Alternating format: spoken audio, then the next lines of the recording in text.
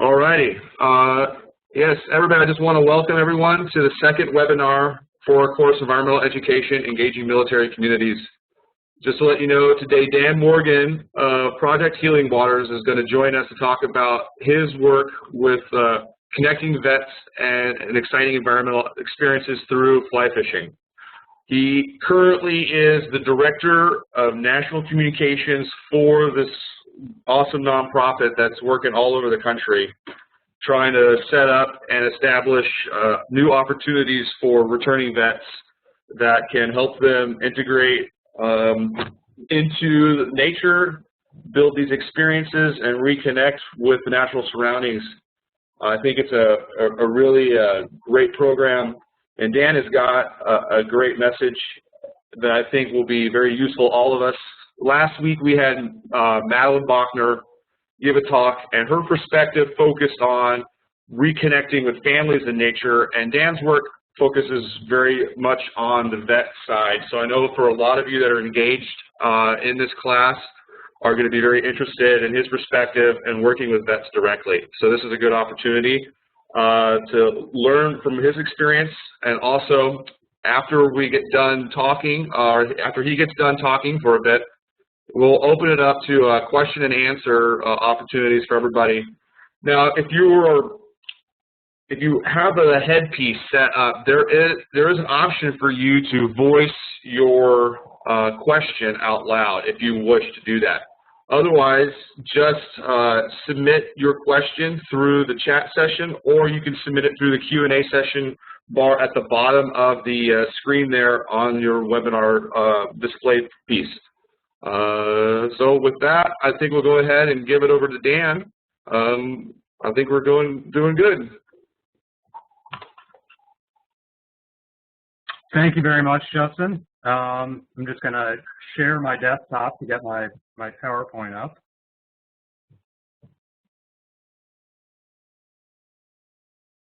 One second. All right. So thank you, Justin. Thank you all for allowing me to be here and present to you about Project Healing Waters fly fishing. As Justin mentioned, I'm the National Director of Communications and Online Engagement for the program. But to me, most importantly, the role that I play is as a local volunteer. We're a volunteer-based organization, and I'm the volunteer leader of the Syracuse, New York program. And how did I get involved? I'll give you a little bit of background about myself. I'm a lifelong fly fisherman. I've worked in the fly fishing industry as a guide, professional fly tyer, and instructor, as well as holding numerous corporate positions with some big name companies. And I reached a point in my life where I really felt compelled to give back to the men and women who serve our country. And that really stemmed from my grandfather, who was a veteran of World War II, served in the Battle of the Bulge. And upon returning from World War II, he was shaken up, and he sought refuge in the outdoors. And for the rest of his life remained quite vocal about that and about the healing properties of the outdoors, of nature, of water, and rivers. And I found myself in a position where I was able to volunteer and give back. And I did just that through getting involved with Project Healing Waters, who I'd known about for quite some time. It's something I became extremely passionate about upon getting involved. And one thing led to another, and I find myself now as a national staff member in addition to my volunteer roles. So I'll start off here. Thank you again for having me. So Project Healing Waters fly fishing. It's a journey of healing. So our mission, I mentioned this just a minute ago, that we're a volunteer organization. And our mission is that we're dedicated to the physical and emotional rehabilitation of disabled active military service personnel and veterans through fly fishing, fly tying, education, and outreach. We were founded in 2005 at Walter Reed Army Medical Center by Captain Ed Nicholson. Captain Nicholson was in Walter Reed for a checkup of his own. And while there, saw a number of men and women having just returned from Iraq and Afghanistan injured, and thought must be a way to get them outside, and that he wanted to do something. And with that, Project Healing Waters was born. So since that time, since 2005 and that one program at Walter Reed, we've grown. As of today, we have over 170 programs in 49 states across the country. These different programs are hosted by Department of Defense installations, Department of Veteran Affairs facilities, VA outpatient clinics, and a couple other locations. Last year alone, we worked with over 5,400 disabled veterans, and our volunteers, this is a volunteer organization. There are just 5 of us on the national level, but as you can see here with this map, we have quite a few regions, and we've had 15 regions now, and within those regions are these 170 programs with volunteer leadership throughout. And an important part that's noted here is that many are members of Trout Unlimited and the Federation of Fly Fishers. These are 2 groups that are not only comprised of fly fishing enthusiasts, but Trout Unlimited is a cold water conservation organization seeking to protect and improve cold water fisheries and trout. There's a natural connection with environmental education with regards to those, and people who are participating, the injured and disabled veterans, are afforded a free membership in Trout Unlimited. So our belief, there are a lot of groups who we applaud that take vets fishing. However, our belief is that helping disabled veterans is not a one-time event. We are not take a vet fishing. We're about, as you see, being their coach, mentor, companion, and friend on a journey of healing. It is an ongoing process, and many of our programs meet. My program, the local one in Syracuse, we meet once a week at the Syracuse VA Hospital. Similar programs can meet every other week or once a month, but it's an extended commitment. As you see here, they're permanent long-term injuries. There's a few listed here for you to look over. So this is really a journey, a healing journey of rehabilitation, of recovery, and oftentimes integration into civilian life, as many of these men and women can find themselves transitioning out of the military. So this is a journey from many different points, and Project Healing Waters is here to fill special need during those points.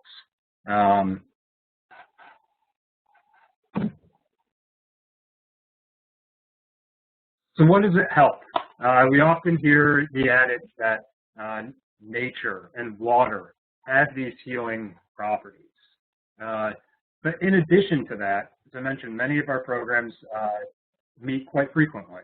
To use Syracuse as an example, we're meeting once a week, and that's happening in the VA hospital. So what's happening there? There's socialization, camaraderie. We often say it's not just about the fishing, that we build relationships. So the bonds that are established, the friendships that are made through the program are very powerful ones, and help fill the need during this journey of recovery. You can see you come out of the shell of withdrawal, sitting around and tying flies, learning from one another, sharing a meal. I heard it put once by a colonel that for a long time, for his entire adult life, he had been part of a team, and that team was the U.S. military. Upon transitioning out, he found his new team. He found his new team in Project Healing Waters, in the outdoors community. And that outdoors community encompasses conservation organizations, fly fishing clubs, the greater outdoors. You're joining this team. And through that, you're learning about your environment. You have involvement in stewardship programs. I had it posed to me at a conference in Baltimore this last year. What does something like fly tying have to do with environmental education? fly tying unto itself involves a knowledge of entomology, an understanding of these river ecosystems.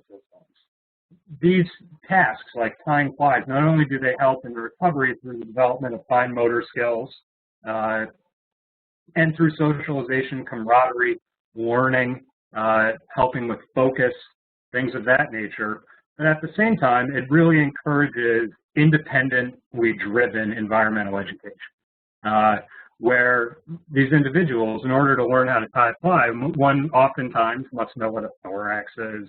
They must know what the insect life is in their local creeks.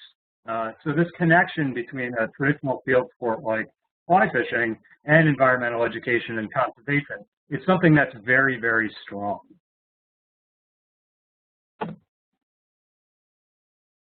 And then, moving out of the classroom, you get to re-experience nature. In Syracuse, as well as many programs across the country, they're working sometimes with inpatient populations. And having these outings, being able to get out on the river and take what they've learned and apply it in a calming, natural environment, being outside, really has tremendous therapeutic value.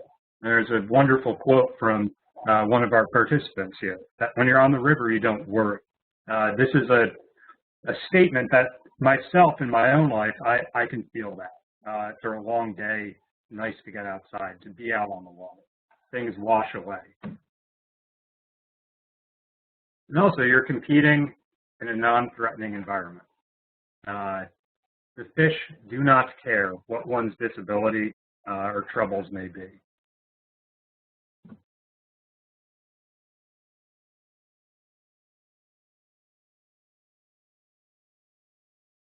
So this natural therapy and involving a traditional field sport like fly fishing, there's tremendous overlap. Again, I spoke of joining a new team through conservation groups, through the outdoors community. But in that, you see a fostering of this independently driven environmental education.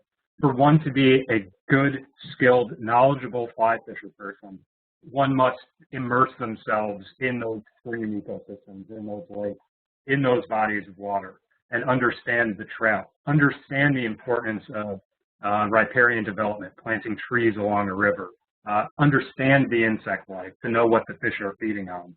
And also with fly fishing is a very strong conservation ethos. We encourage catch and release, which tends to be a somewhat sport-wide ethos.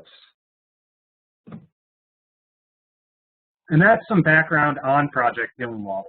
I'd be happy to answer any questions that you all may have.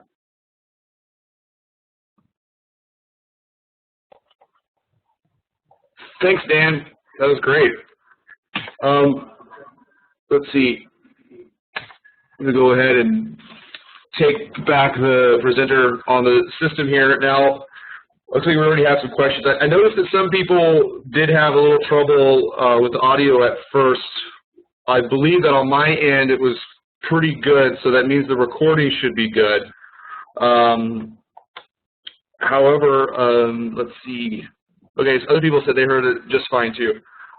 Well, that's good. What we can go ahead and do is begin to ask some questions, and then we can go ahead and record this last part as well, and we'll be able to post it. So if some people missed a few of the parts in the beginning, then you can go ahead and review the beginning of the webinar when it's loaded up on the Facebook group and on the course site.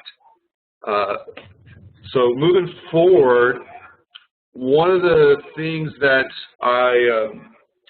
first off, I love your story and just the personal touch and the way that your personal experience with your grandfather has been a motivating feature in your own quest for this experience in your life. And I have a similar experience growing up, and so I think there is that overlap. And it was one of the things that I immediately was able to relate to when we spoke last month about doing this project together. And I just, again, wanted to say thank you for taking the time to be here with us.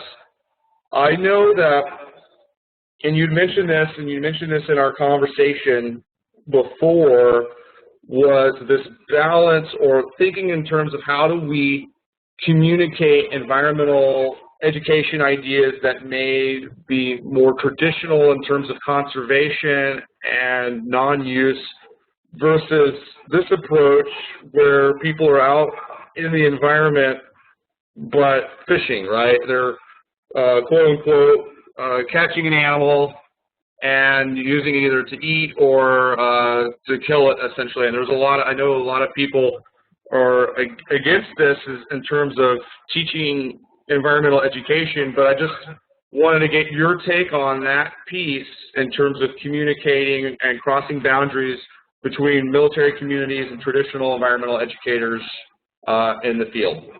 Absolutely. This is something that I'm really, I think is important to discuss. In my mind, there's a real disconnect between the environmental education and conservation groups, and I'm speaking in generalities here, and military communities. They each are, I would say, suspect of one another, lumped into these general stereotypes, where the environmental educators, one would see as tree huggers, or the PETA crowd, are much more extreme than sort of your standard educator, whereas the military communities are often looked at as being very conservative, having no interest in this. What traditional field sports, things like fly fishing, do is it really bridges that divide. As I mentioned, fly fishing has this natural conservation ethos. The notion of catch and release fly fishing is very strong nationwide, internationally, in the fly fishing world. And this is something that's imparted through groups like Trout Unlimited to veterans that are participating in our program. There are great quotes, game fish is too valuable to only be caught once, and things like that. Don't burn my golf balls so you can play with these fish again. But again, this all really stems from the need to understand, be educated on, and have a complete grasp of the watery elements of these ecosystems in which these fish live, in which we're targeting. And through that, like I said, there is a very independently driven environmental education. It happens within our programs through discussions of entomology, types of fish species, and also through Trout Unlimited and those sponsoring groups with regards to stream restoration or stream conservation. All of this is imparted through our program. So almost unwittingly, through Project Healing Waters, through a traditional field sport like fly fishing, environmental education, conservation message is really being imparted through the use of this sport. Again, I think it really bridges the divide with regards to communication between what are two traditionally at odds communities. Thanks, Dan. Let's see. Maybe some people will have a moment. So one of the other things, so how long has the Syracuse, the chapter that you've been volunteering at, been going on? Since the beginning? And can you talk about just the process that you've went through in order to establish these various groups around the country? Sure, absolutely. So the Syracuse program, and speak a bit about that. So it's been going for about 4 years now. The process there, since we are hosted by the Syracuse VA Medical Center, was somewhat exhaustive. Required a lot of paperwork, background checks, things of that nature. You're entering a government facility. That said, I've had a hand in starting quite a number of other programs. Each VA hospital is unique unto itself. They have different requirements, different regulations. So each one must be approached as far as us starting new programs in new locations. We treat each new location when working with the VA totally on its own as an independent thing. A great example I give is in starting the Syracuse program, there was a lot of paperwork. There were background checks. There was lots of sort of bureaucratic work to be done. Whereas when I went to present the idea of starting a program at the Albany, New York VA, it was a 45-minute presentation, and that was it. So it can be somewhat tricky to navigate this system in starting up new programs. But again, each one needs to be looked at almost as an independent thing. And as it is working with the government to be able to start these programs at some of these VA hospitals or DoD hospitals, you must abide by those rules and follow through. But we've had great support and great champions within those systems. Excellent. Awesome. Ian wanted to know if you were helping serve veterans, how you were funded, and whether you're doing anything clinical during the events, or do you have clinicians working with you that are working with veterans in these outings? Okay, so we received... It's like a multi-part question, essentially. So we received no government funding. We're totally driven by charitable gifts, grants from foundations, and that is it. So there's no government funding. And there are actually a couple, as far as on outings go, there aren't sort of clinical or medical things happening on those outings. However, there are a number of studies going on right now. I believe one actually is a colleague of yours, Justin. Keith Tidball at Cornell is doing something with regards to this, as are someone from the University of New Hampshire, that we are trying to measure the effects and impact of this activity of ours, of fly fishing. How does this affect, traumatic brain injuries or PTSD, things like that? And it's being done by a number of different academic institutions.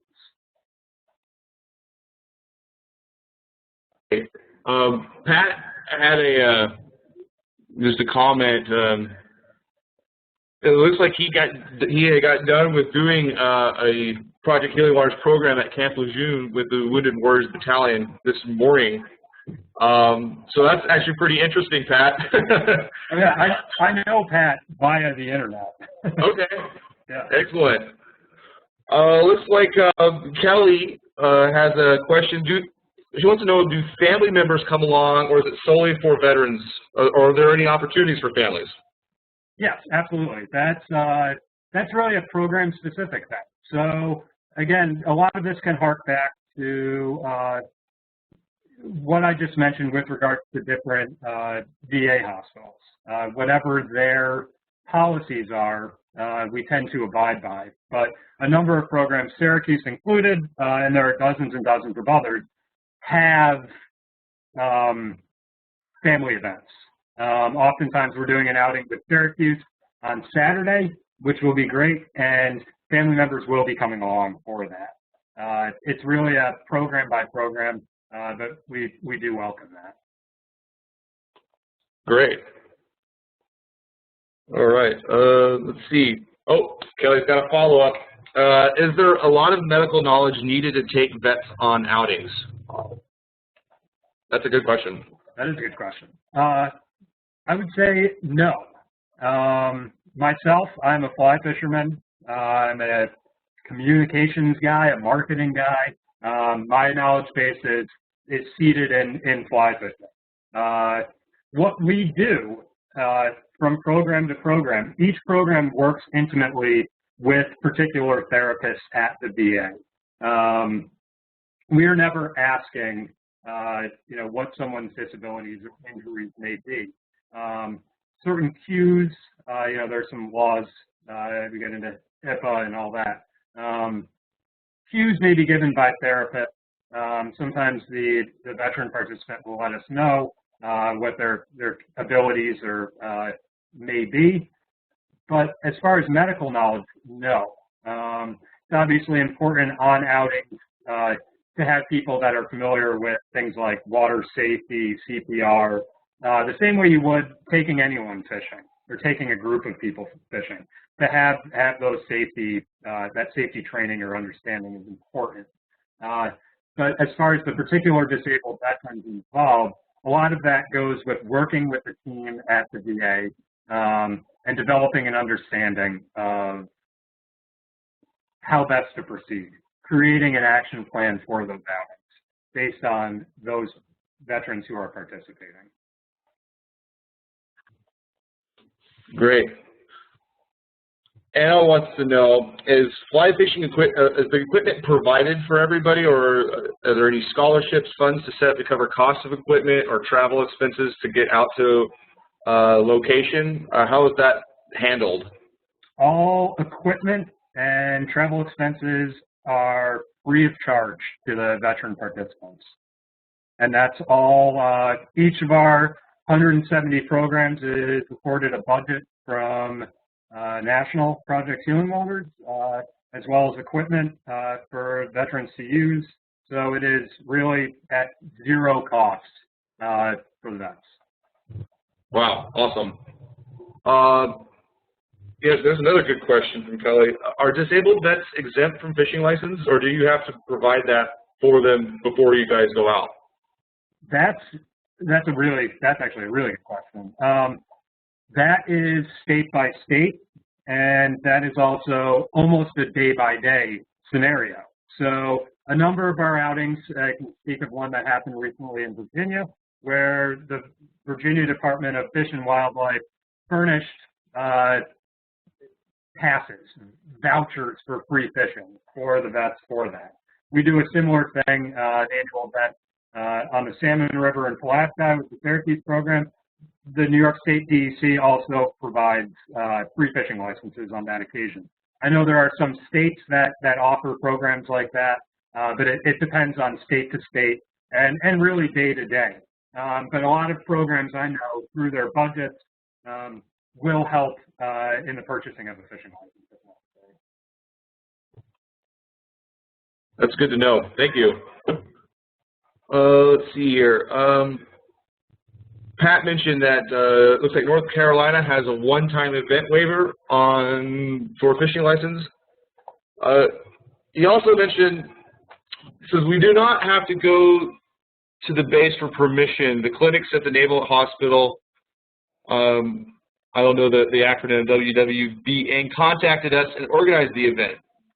So he's talking about marketing, and that brings me to the next question: is how are you guys operating your marketing in terms of enrolling vets, trying to enroll the VA different groups to get involved, and then you have your other piece, right, where you're reaching out to the environmental ed community and trying to bridge this divide, and then you have your public support where you're also the funding part comes in, and I would like to know about your strategy on dealing or working with all these different groups and how you approach it. Okay, well, so first, Pat makes a great point, and that really speaks to, it's really a program by program, event by event, how that's happening. So like I mentioned, the Albany program, it took a 45-minute presentation. Syracuse, there was a stack of paperwork. With regards to Pat's program, they actually reached out to him. So it really is case by case. So with regards to, I think your question was sort of marketing and outreach. Outreach happens in a variety of ways. We're fortunate enough to have the support of a lot of great organizations and to have some really fantastic, motivated, passionate program leaders and regional coordinators. So we work a lot with, some like-minded organizations, groups like, the local VFWs or American Legions, as well as with local sporting groups. So that would be your Trout Unlimited, your Federation of Fly Fishers, and that's really something that's happening organically on the ground. And then you take the sort of government, the VA, or the military installation aspect and bring that in. Once they approach or we work to approach them on the ground, oftentimes referrals happen. So speaking about, Syracuse, this is one example, but this is one of 170 programs in Reed Shipley. At Syracuse, the therapists, we're blessed to have some really great therapists who love what we do, and they will make referrals. They will recommend to some of their patients that they get involved.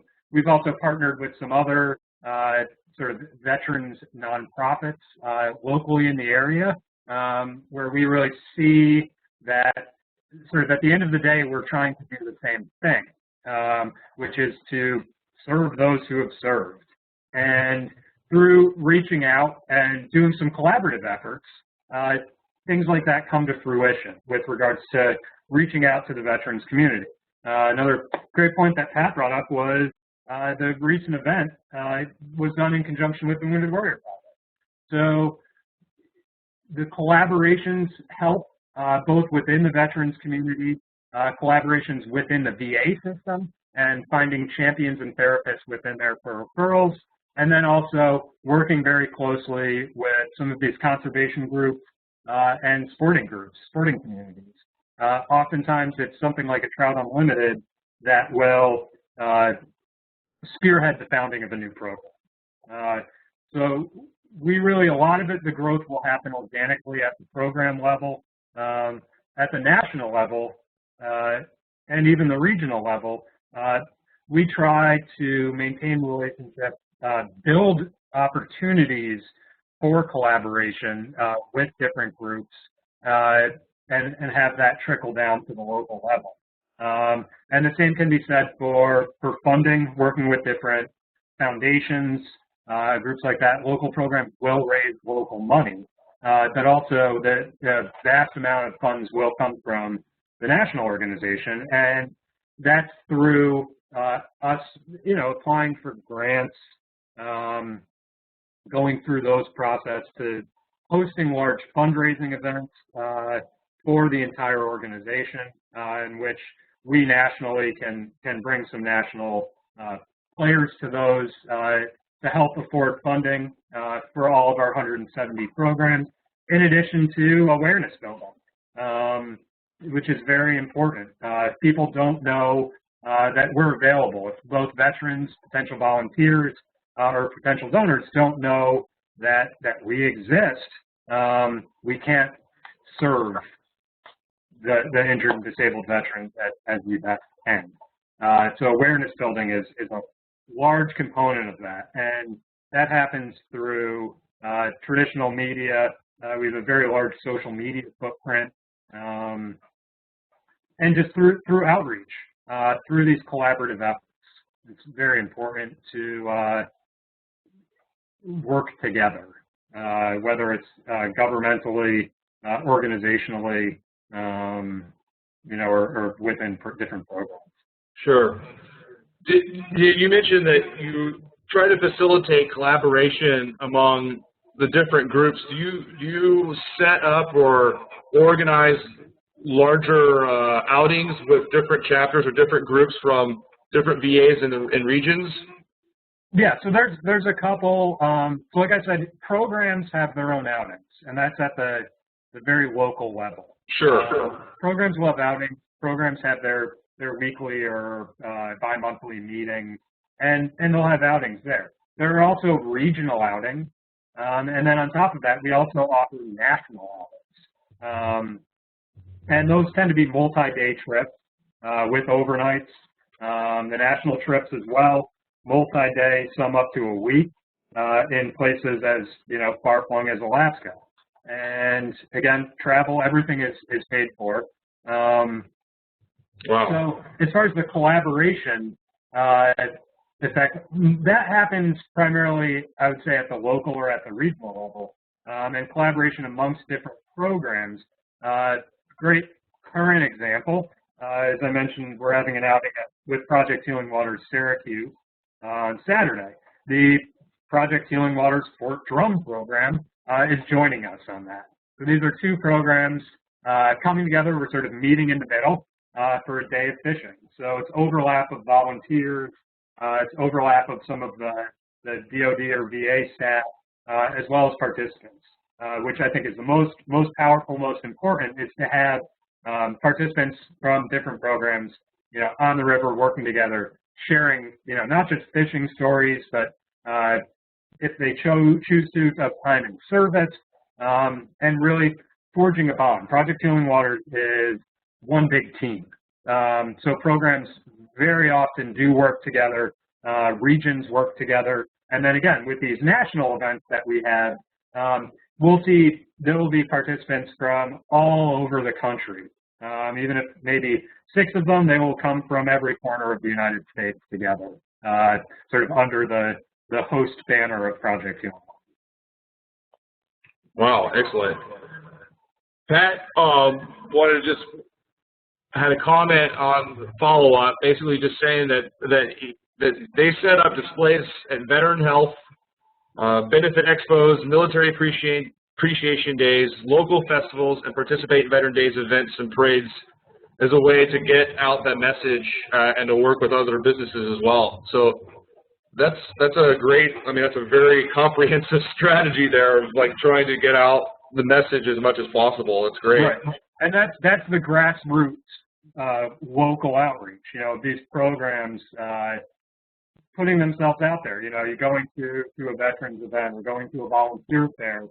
Natural collaboration works. It's a real, out front outreach, making the program visible. And this happens from the local level all the way up to the national organization. Excellent. Kelly wanted to know, how do you choose who comes to your events? Like, is there an application or some kind of formal process that people go through in order to get admitted or to participate? Okay, so that's a good question. That's dependent upon the local events. Again, each program operates a little differently. A local event, a lot of times there'll be considerations such as if they're inpatients, will the VA allow them out for the day? So you'll have to jump through hoops like that. With the Syracuse program, and I know with many other programs, when there are enough volunteers, it is all inclusive. We try and keep the strongest ratio possible while we're out there, to have enough mentors, instructors, and volunteers on hand to make it the most pleasurable experience possible. When you get into our sort of, you go up the ladder a little bit to a regional or a national event, those come from nominations. It's a nomination process where a regional coordinator will ask the program leaders to submit nominations for a regional trip or a national trip. And there is an application process there.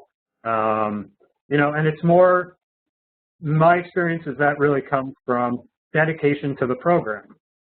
To someone who has spent time in the program, who has learned, this is just affording them the opportunity to apply the skills and new talents and their new abilities to a great event. So that really ties into really the bigger national trips. If you were to go to Alaska for a week, or if there were to be, we do a float down the Smith River in Montana. That's a wilderness float for a full week. There is, in fact, a nomination application process, not only for health reasons,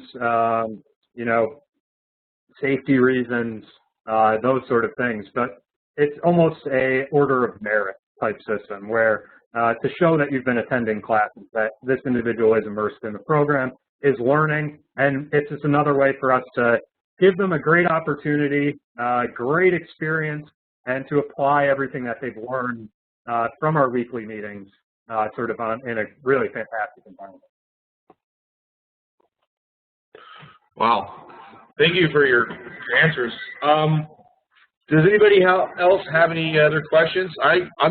My brain is just swimming right now because I'm like listening to all of you had to say and writing down notes. I think there's a lot there on your organizational structure and the way you guys are working. I love the idea of that grassroots, bottom-up development process, the way that it's set up where people are connected to the organization but take responsibility and develop their own programs and have that autonomy at their own community level. That's great, and that you guys have been able to expand this out to such a huge network across the country is incredible. That's really awesome.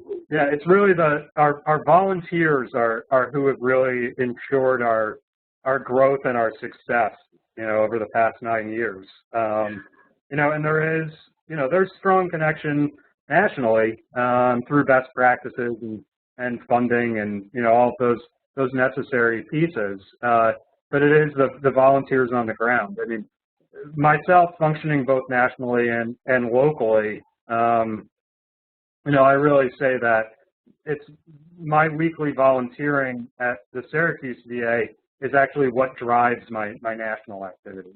It's the hands-on program work, the volunteer work, that really fuels the passion. Awesome. That's great. Yeah. I'll give a few more moments to see if anybody else has any more questions.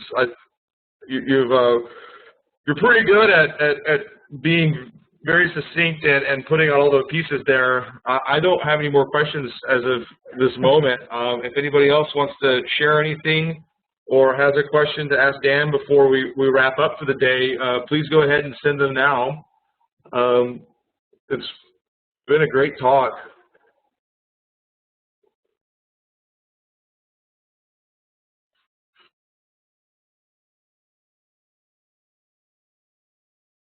I'll give another moment here just to see if another question comes through.